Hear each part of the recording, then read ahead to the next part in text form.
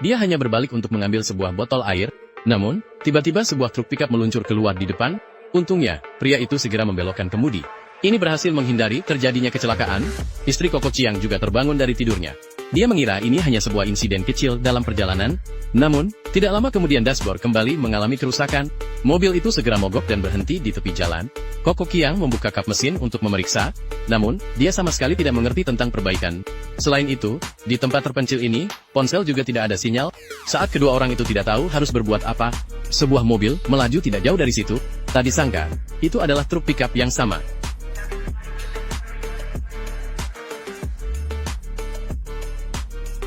Truk pickup itu tiba-tiba berbalik arah.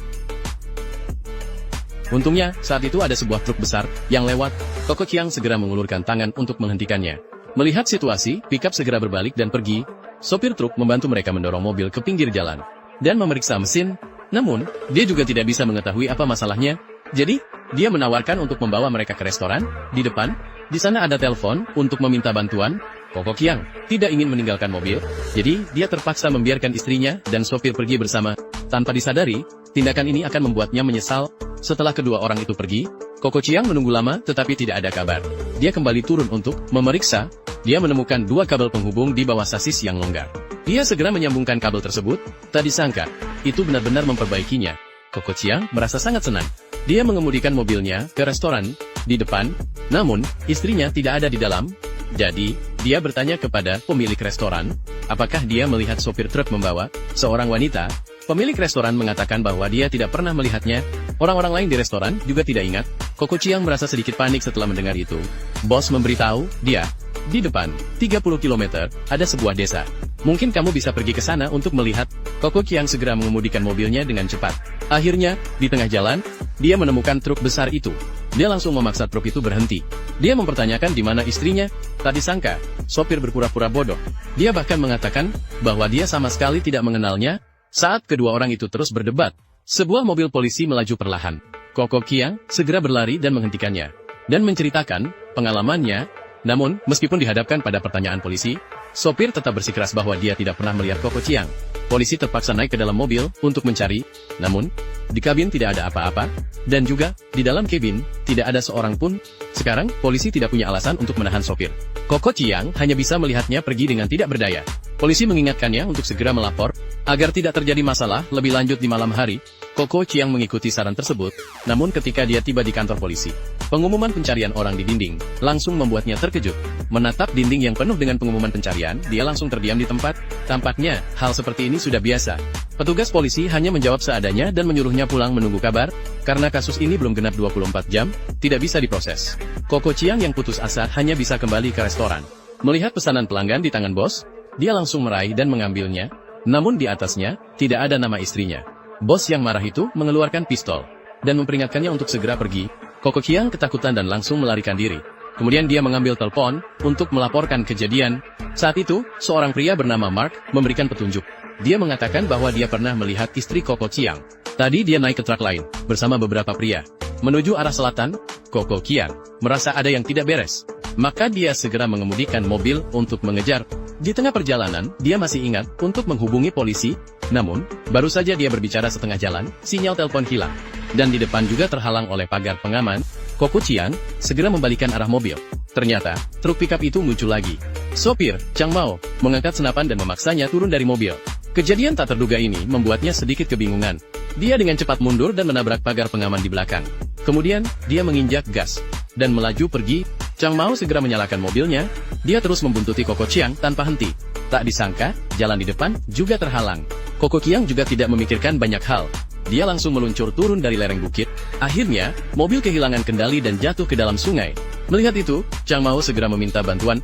Saat itu, air sungai sudah memenuhi kabin mobil, dan mobil itu terjebak di tempatnya. Dia khawatir pria berambut panjang itu akan menyergapnya.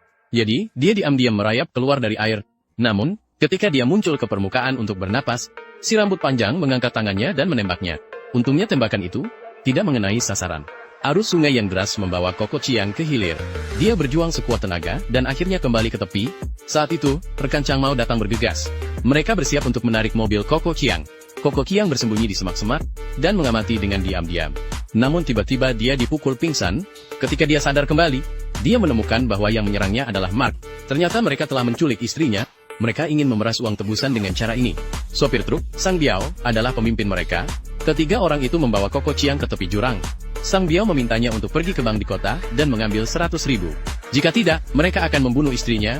Koko Chiang yang khawatir akan keselamatan istrinya hanya bisa setuju.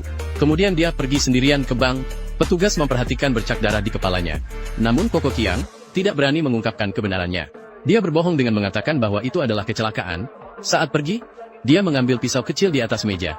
Setelah keluar, penculik Chang Mao datang untuk menjemput. Dia mengancam Koko Chiang dengan senjata dan memintanya untuk berbalik. Kemudian dia mengikat kedua tangan Koko Chiang dengan selotip, lalu membawanya pergi dengan mobil. Namun, saat Chang Mao lengah, Koko Chiang diam-diam mengeluarkan pisau kecil dari dalam kaos kaki. Dia menusukkan pisau itu ke bahu Chang Mao. Mobil kehilangan kendali dan bergoyang ke kiri dan kanan. Longhair mengeluarkan pistol dan melawan balik. Namun, pistol itu berhasil direbut oleh Koko Chiang. Kemudian dia memukul kepalanya dengan keras. Dengan cepat, dia berhasil menaklukkan Chang Mao. Koko Chiang mengikat kedua tangan Chang Mao dengan selotip. Untuk berjaga-jaga, dia juga mengikat kepalanya di kursi penumpang depan, lalu mulai menanyakan keberadaan istrinya. Tak disangka, Chang Mao sangat keras kepala. Maka Koko Chiang menginjak rem dengan keras. Selotip di lehernya hampir membuatnya tercekik. Setelah terus-menerus disiksa beberapa putaran, Chang Mao akhirnya mengungkapkan alamat rumah Sang Biao. Namun seorang polisi patroli menemukan kejanggalan. Dia berteriak meminta Koko Chiang untuk menepi dan parkir. Koko Chiang sebenarnya ingin meminta bantuan, namun dia lupa bahwa dia masih memegang senjata, meskipun dia telah membuang senjatanya. Namun polisi tersebut salah mengira bahwa dia adalah penculik. Saat itu, Chang Mao sudah melepaskan ikatan, dan meraba-raba mengeluarkan pistol lainnya. Setelah keluar mobil, dia langsung menjatuhkan polisi tersebut. Saat Koko Chiang bersiap untuk mengambil senjata, dia malah dikendalikan lagi oleh Chang Mao. Dalam momen krisis, polisi yang terluka menembak mati Chang Mao. Koko Chiang membantunya memanggil bantuan, kemudian bersiap untuk menyelamatkan istrinya. Setelah perjalanan panjang, dia akhirnya tiba di rumah Sang Biao. Meskipun lampu di dalam rumah menyala, namun, tidak ada satupun bayangan orang. Saat itu, Sang Biao dan rekan-rekannya sedang makan. Tiba-tiba Mark melihat Koko Chiang masuk dengan senjata. Mereka tidak menyangka Koko Chiang bisa menemukan tempat ini. Koko Chiang meminta mereka menyerahkan istrinya. Namun, putra Sang Biao juga seorang yang kejam. Dia muncul dengan membawa senapan angin dan langsung menembak. Dia menyuruh putranya segera menembak. Akibatnya, tembakan itu mengenai pria berjanggut lebat. Mark juga memanfaatkan kekacauan untuk melarikan diri. Untungnya, Koko Chiang berhasil mengendalikan Sang Biao. Di bawah ancaman kematian, mereka membawa Koko Chiang ke gudang dan melepaskan istrinya. Kemudian Koko Chiang mengurung beberapa orang ke dalam ruang bawah tanah.